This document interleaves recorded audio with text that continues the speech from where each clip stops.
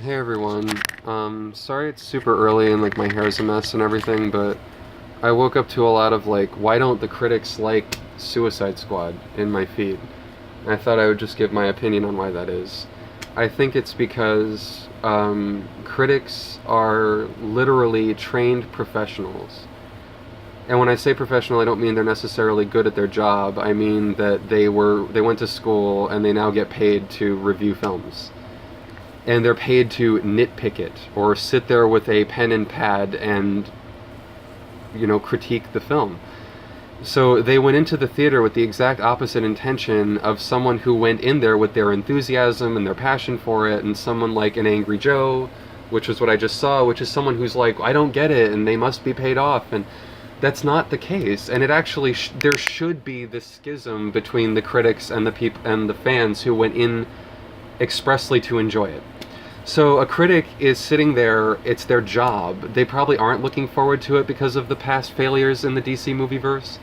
And so they're sitting there kind of begrudgingly, and they don't really want to be there, and then the film is more of a celebration of itself. It doesn't, as some critics say, even whether you did like the film or didn't like the film, it doesn't really have much of a plot. It's more about the style and the, Suicide Squadiness of it. And so if you're into Suicide Squad, like the Joe guys clearly are, then you're going to have a great time, because it's all about you, and it was all about celebrating you, and that is kind of cool. It's kind of cool that David Ayer and Warner Brothers wanted to celebrate that very tiny demo. And unfortunately for Angry Joe and others, it is a tiny demo. Like, it is a small group of very loud fanboys that are like, make this perfect or else, or make this the way I like it or else. And the average movie-going cow, they don't want to see that crap. They don't want to see a bunch of daddy princess dysfunctional shit on the screen and just a bunch of assholes acting like shit for 2 hours and being called heroes for it at the end of the day. Like, the average person isn't a DC fan. That's the problem. So a critic is the average person, hopefully with a college degree in writing, whose job it is to sit there with a pad and pen and pick apart the film or nitpick it.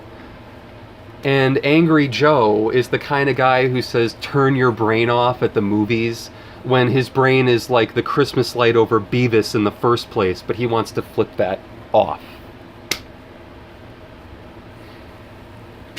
Anyway, that's why critics and DC fans are never going to see eye to eye, and it's why they shouldn't.